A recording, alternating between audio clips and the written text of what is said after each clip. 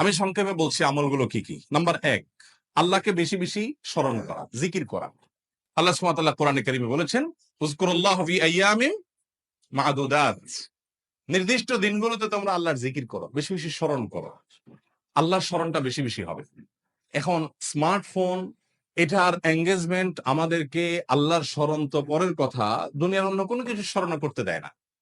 এজন্য এটা নিয়ন্ত্রণ করা ছাড়া মানুষ কখনো মুত্তাকি হওয়ার কোনো সুযোগ নাই। নেক্সট সূরাতে শয়তান আসে যে আমি তো ওয়াজ শুনি মোবাইলে। নেক্সট সূরাতে শয়তান আসে আমি তো কোরআন তেলাওয়াত শুনি। আরে ভাই, ওয়াজ শুনেন আর কোরআন তেলাওয়াত শুনেন, প্রত্যেকটা জিনিস একটা লিমিটেশন আছে। ফরজ নামাজ চলে যাচ্ছে, আপনি মোবাইলে কোরআন তেলাওয়াত শুনতেছেন, সওয়াব হবে না গুনাহ হবে? আপনি ওয়াজ শোনার নাম দিয়া আজে বাজে জিনিসও দেখছেন, চান্সে এসে যাচ্ছে, চোখের সামনে ক্লিক করে দেখে ফেলছেন। তাহলে আপনার জন্য এই মোবাইল টিপাই জায়েজ নাই, কারণ আপনি নিয়ন্ত্রণ করতে পারেন না। ভাইরা আমার, এই দশকে আল্লাহর স্মরণ যেন হয়, সেজন্য অন্য সময়ের মতো বিশেষভাবে স্মার্টফোনের নিয়ন্ত্রণ খুব বেশি জরুরি, খুব বেশি জরুরি। আল্লাহ আমাদেরকে তৌফিক দান। আল্লাহর স্মরণ কিভাবে করবেন? যত প্রকার জিকির আছে সেগুলো করবেন, কোরআন তেলাওয়াত, সকাল সন্ধ্যার জিকির, উঠতে বসতে জিকির, দোয়া, সেগুলো পড়বেন বেশি বেশি। আর স্পেশালি বিশেষভাবে একাকী বসে চিন্তা করবেন, আল্লাহ তাআলা আমাকে সৃষ্টি করেছেন, কত মানুষ আছে যে আমার মতো নেয়ামত পান নাই। আল্লাহ তাআলা আমাদেরকে কত নেয়ামত দিয়ে রেখেছেন। সেদিন এক ভদ্রলোকের একটা প্রশিক্ষণে অংশগ্রহণ করেছে, উনি প্রশিক্ষণ দিতে গিয়ে একটা কথা বললেন, বলে যে ভাই, আমাদের সাথে শিম্পাঞ্জির মিল ৯৯ পয়েন্ট কত পার্সেন্ট যেন উনি বললেন, অর্থাৎ ১০০-র কাছাকাছি। সামান্য একটু বেশ কম হওয়ার কারণে ও শিম্পাঞ্জি হয়েছে, আমি মানুষ হয়েছি। আল্লাহ তাআলা সৃষ্টি করছেন যে সবকিছুতে প্রায় কাছাকাছি, একটু পার্থক্য, এই জন্য আমি মানুষ হয়েছি, আর সো ওইটা হয়েছে। এই যে পার্থক্যটুকু, এই সামান্য পার্থক্যটুকু যদি একটু হেরফের হয়ে যায়, মানে 0.1% বা তারও অর্ধেকও যদি হেরফের হয়, তখন একটা মানুষ বিকলাঙ্গ হয়ে, প্রতিবন্ধী হয়ে জন্ম নেয়। সবই ঠিক আছে, শুধু ওইটুকু একটু বেশ কম। আল্লাহ তাআলা কত পারফেকশন এনেছেন আমার মধ্যে, কত পারফেক্ট আমাকে বানিয়েছেন। আল্লাহর নিয়ামত নিয়ে চিন্তা ভাবনা করে, এটা আল্লাহ স্মরণের অংশ। সেদিন এক ডক্টরের কাছে গেলাম, প্রফেসর, সিনিয়র মানুষ। তিনি দীর্ঘ সময় আমাকে বোঝাতে লাগলেন বিভিন্ন বিষয়, আল্লাহ কিভাবে আমাদেরকে সৃষ্টি করেছেন। আমি তো সায়েন্সের ছাত্র না, মুগ্ধ হয়ে গেলাম। সুবহানাল্লাহ, কিভাবে সম্ভব? আমরা যে খাবার গ্রহণ করি, সেগুলা কতগুলো ধাপে মল হয়ে, মূত্র হয়ে আমাদের শরীর থেকে বের হয়, তার আগের ধাপগুলো কি, কিভাবে এগুলো আল্লাহ রাব্বুল আলামিন এইভাবে সেট করলেন। এটা এইভাবে কাটতে হয়, এভাবে হতে পারে না কোনো পরিকল্পনা ছাড়া। মলদার সম্পর্কে বললেন যে মলদার নিচে, এখানে আল্লাহ যদি পিঠে দিয়ে দিতেন, বুকে দিয়ে দিতেন, তাহলে আপনি কিভাবে আপনার শরীরের আবর্জনাগুলো বের করতেন? কত কঠিন হতো। পারফেক্ট জায়গা আল্লাহ সেট করেছেন। আবার সেটাকে এমন ভাবে আল্লাহ তাআলা তৈরি করেছেন যে মলমূত্র এমনিতে বের হয়ে যায় না, ওটা বন্ধ থাকে। আবার যাতে বের হওয়া সহজ হয়, তার জন্য পানি যতটুকু প্রয়োজন মলের সাথে ততটুকু দেওয়া হয়, আঠালো পদার্থ তৈরি হওয়ার ব্যবস্থা করা হয়, না হলে এটা ছিঁড়ে যাবে, ফেটে যাবে। মানে কত কিছু যে আছে। প্রায় ২.৫ ঘন্টা, আমি একটা রোগী, আমাকে উনি ২.৫ ঘন্টা সময় দিলেন। অবশ্য রাতে, অন্য রোগী ছিল না কেউ, সব শেষ রোগী ছিলাম আমি। ২.৫ ঘন্টা উনি আমাকে বোঝালেন এবং আমি মুগ্ধ হয়ে গেলাম, সব ভুলে গেছি আমি কাজ কাম বাদ দিয়ে। সুবহানাল্লাহ। বললেন যে ভাই, আল্লাহ তাআলা কি নিয়ামত আপনার ভিতর দিয়ে রাখছে, আপনি এটা বুঝেন তো আপনার কপাল সেজদায় অবনত এমনিতে হয়ে যাবে।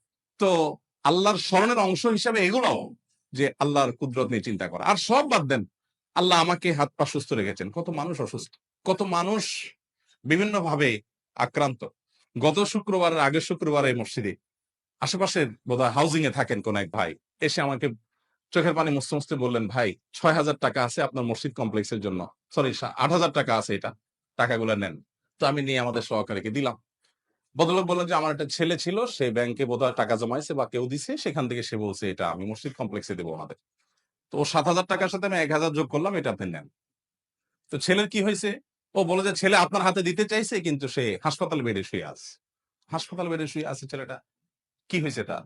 বলেছে ক্যান্সার আক্রান্ত। ক্যান্সার আক্রান্ত, ৬ বছরের বাচ্চা, এবং সে লাস্ট স্টেজে আছে, শুধু মৃত্যুর জন্য অপেক্ষা করছে। তো আমার খুব খারাপ লাগলো, বললাম যে ছেলেকে দেখতে যাবো আমি। পরের দিন গেলাম হাসপাতাল, আলমারার হাসপাতালে গেলাম। হাসপাতালে যাওয়ার পর যে দৃশ্য দেখলাম আমি, ছেলেটা মারা গেছে কয়েকদিন আগে। এই এলাকার মহল্লার মানুষ উনি, এখানকার। তো সে দৃশ্য দেখে আমার সাথে আরো একজন গেছেন, যারা গেছেন কেউ নিজেকে ঠিক রাখতে পারেন নাই। প্রত্যেকটা মানুষ কাঁদছিলেন, এত কষ্ট হচ্ছে বাচ্চাটার, মানে দেখার মতো কোনো দৃশ্য না। ৬ বছরের একটা বাচ্চা, কত বড় পরীক্ষা মা বাবার জন্য। আল্লাহ তাআলা আপনার বাচ্চাকে খুশি রাখছেন, ভালো রাখছেন, আপনি জুমা পড়ে গিয়ে বাচ্চার কপালে চুমু খাবেন, তাকে কোলে নিবেন, তাকে পাশে বসিয়ে আপনি খাবার খাবেন, খাবার তুলে দিবেন, বিকেল হয়তো ঘুরতে যাবেন, হয়তো তার পরীক্ষা আছে, কালকে পড়ালেখা আছে, তাকে পরামর্শ দিবেন। আল্লাহ আপনাকে কত সুন্দর একটা সাস্টেইন, কত সুন্দর একটা আপনার কি বলে এটাকে, ভারসাম্যপূর্ণ স্বাভাবিক একটা অবস্থা দিয়েছেন। এইরকম নেয়ামত যদি আপনি খোঁজেন, তো একটা ডায়েরি নিয়ে বসলে ডায়েরির পাতা শেষ হয়ে যাবে, কিন্তু আল্লাহ নেয়ামত লিখে শেষ করতে পারবেন না। একজন তার স্কিনে সামান্য একটা সমস্যা হয়েছে, জটিল কিছু নাই, স্কিনে মাত্র, বডির উপরে, এইটুকুর জন্য তার জীবন দুর্বিষহ হয়ে যাচ্ছে। হাসপাতালে যায় দেখেন কি নির্মম দৃশ্য, কি মর্মান্তিক দৃশ্য, তিনি কাতরাচ্ছেন হয়তোবা। আরেকজনের হয়তো সামান্য একটা নখ উপড়ে গেছে, তার ব্যথা কাতরাচ্ছেন। আল্লাহ আপনার নখগুলো ভালো রেখেছেন।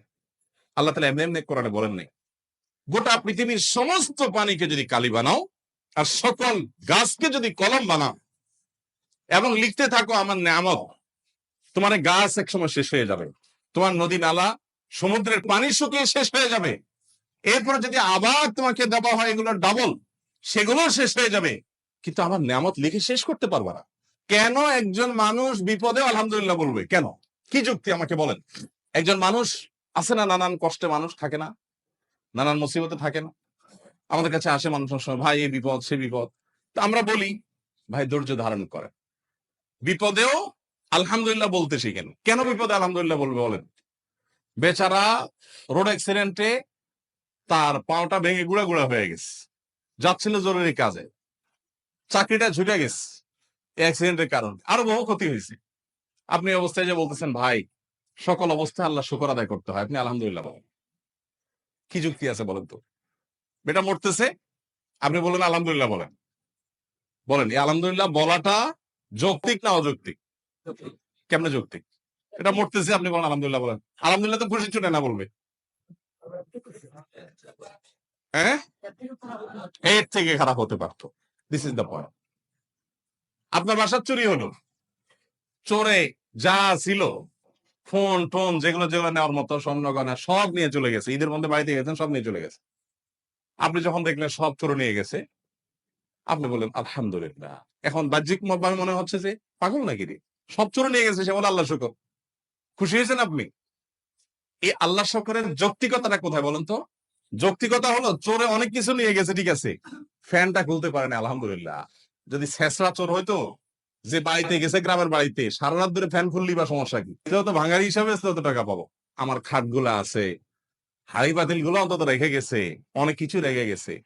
অনেক চুরিতে এরকম হয় যে উপরে ছাদ আর নিচে ফ্লোর ছাড়া সব রেখে চলে যায়, এরকমও তো হইতে পারতো। আর চুরি না হয়ে যে এখানে অগ্নিকাণ্ড হইতো আর আগুনে সব ছাই হয়ে যেত, ভূমিকম্পে সব মাঠের নিচে ধসে যেত, তাহলে কি হতে পারতো? তো তার চাইতে তো আমি ভালো আছি আলহামদুলিল্লাহ। এই জন্য ইমানদার কখনো দুঃখে থাকতে পারে না। ইমানদার যদি ইমানদার হয়, দুঃখ তাকে স্পর্শ করতে পারে, কারণ সকল দুঃখেই তার কি আছে? সান্ত্বনা। আর বেঈমানের কি? আল্লাহর প্রতি অবিশ্বাসী কোনো সান্ত্বনা আছে? সে কি বলবে? ও স্যাড শিট, গালিগালাজ করে, অস্থির ভাঙচুর করে, বেচারা কোনো সান্ত্বনা আছে? কপাল পোড়া। আল্লাহ এই জন্য কোরআনে বলেছেন যালিকা বিআন্নাল্লাহা মাওলাল্লাযীনা আমানু, এটাই কারণ যে ইমানদারদের এক অভিভাবক আছেন মহান আল্লাহ, তার সব রাস্তা বন্ধ হয়ে গেছে, সে জানে আসল রাস্তা এখনো ওপেন আছে, তাকে কেউ হারাতে পারে না, শেষ মুহূর্ত পর্যন্ত সে আল্লাহর কাছে সাহায্য চায়। অতএব এই দশকে যে আল্লাহর জিকির করবেন, এই জিকিরের অংশ হিসাবে আল্লাহর এই নিয়ামত গুলো চিন্তা করবেন, মুখে জিকির করবেন। এক। দ্বিতীয় আমল হলো সাধারণ নেক আমল গুলো বেশি বেশি করবেন। সাধারণ নেক আমল যেমন কোরআন তেলাওয়াত করা, দান সাদাকা করা, নফল রোজা রাখা, তাসবিহ তিলাওয়াত করা, ভালো কথা বলা, সৎ কাজের আদেশ দেওয়া, অসৎ কাজ থেকে বাধা প্রদান করা, এই রুটিন ভালো কাজগুলো, নরমাল ভালো কাজগুলো পরিমাণে বেশি বেশি বেশি বেশি করতে থাকে। 3 নম্বর আমল হলো গুনাহের কাজ এই 10 দিন অন্তত অন্য সময়ের চাইতে একটু হলেও কমাবার চেষ্টা করবেন, গুনাহের লাগামটা ধরার চেষ্টা করবেন, কারণ এই দশক মর্যাদার দশক, এই দশক আমলের দশক। অতএব এই টাইমে গুনাহ করলে অন্য টাইমে গুনাহের চাইতে বেশি ভয়াবহ হবে, এটা কমাবেন। 4 নম্বর আমল হলো যাদের হজের সামর্থ্য আছে তারা হজ করবেন। 5 নম্বর আমল হলো যাদের কোরবানি করার সামর্থ্য আছে তারা কোরবানি করবেন। 6 নম্বর আমল হলো যারা কোরবানি করার নিয়ত করেছেন জিলহজে চাঁদ ওঠার আগে আগে চুল, নখ, গোঁফ অবাঞ্ছিত লোম ইত্যাদি কেটে ফ্রেশ হয়ে এই 10 দিন আর সেগুলো কাটবেন না। এটা করবেন হলো কোরবানির পরে। তাহলে জিলহজের চাঁদ ওঠার সম্ভাবনা সোমবার সন্ধ্যায়, সোমবার দিনের বেলার মধ্যে এগুলো সব ফ্রেশ করে আপনি অপেক্ষা করবেন কিসের জন্য? কোরবানির জন্য। এই 10 দিন পর্যন্ত আর নখ কাটবেন না, চুল গোঁফ কোনো কিছু কাটবেন না। এটা কোরবানি যিনি করবেন তিনি করবেন। যদিও কোনো কোনো বর্ণনার আলোকে বোঝা যায় যারা কোরবানি করবেন না তারাও যদি এটা করেন তাদেরকে আল্লাহ তাআলা আজর দান করবেন। 7 নম্বর আমল হলো তাকবীর, তাহমিদ, তাহলিল বেশি বেশি পড়া। ফাকসিরু ফিহিন্না মিনাত তাকবীরি ওয়াত তাহমিদি ওয়াত তাহলিল।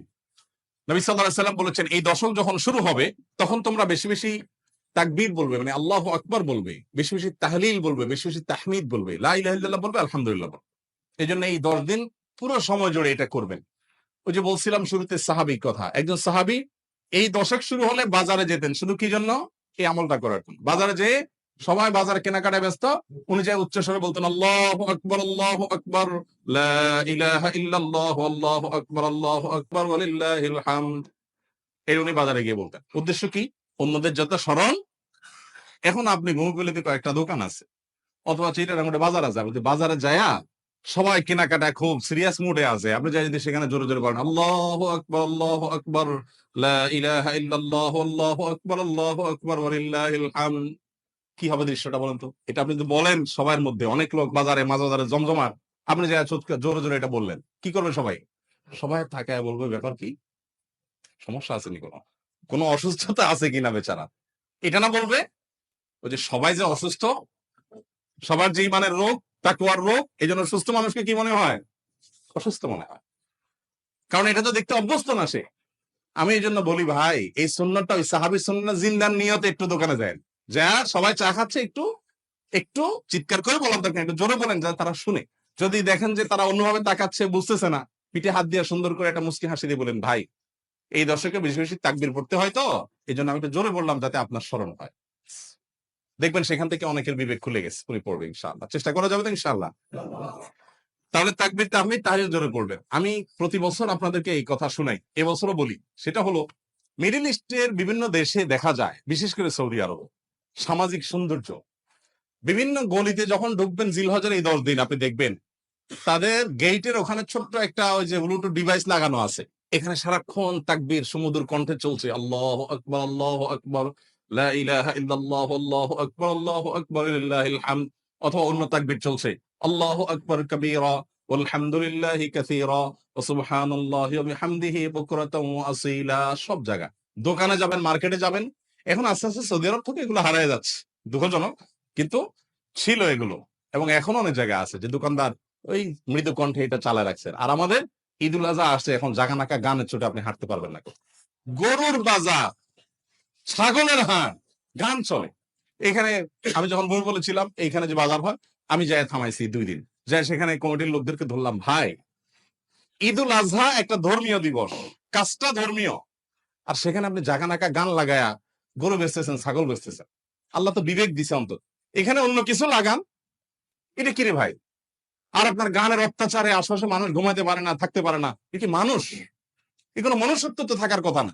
2 বার আমি গেছি সশরীরে এবং যায়া তাদেরকে অনুরোধ করে হাতে পায়ে ধরে বুঝায় থামাইছি। সারা বাংলাদেশে এই চিত্র, আপনি কয় জায়গায় যাবেন যে জাকানাকা গান চলছে, চলার কথা তাকবীর তাহমিদ তাহলিল। তো আমরা চেষ্টা করবো তো ইনশাআল্লাহ তাকবীর তাহমিদ তাহলিল করার, বাচ্চাদেরকে শিখিয়ে দিব। আর আরাফাতের দিন সকাল থেকে জিলহজের 9 তারিখ ফজর থেকে নিয়ে 13 তারিখ আসর পর্যন্ত প্রত্যেক নামাজের পরে একবার করে তাকবীরে তাশরিকটা বিশেষভাবে পড়তে হবে, নারী পুরুষ সবাই। আর 9 নম্বর আমল হলো আরাফাত দিনে রোজা রাখবেন। আরাফাত দিনে রোজা রাখলে কি লাভ হবে? 1 বছর আগে আর 1 বছর পরে অগ্রিম, পরের বছর যদি বাঁচেন সেটারও ছোটখাটো গুনাহগুলো আল্লাহ তাআলা মাফ করে দিবেন। আর 10 নম্বর আমল হলো ঈদুল আজহার সকল সুন্নাত গুলো আদায় করবেন। চেষ্টা করবো তো আমরা ইনশাআল্লাহ।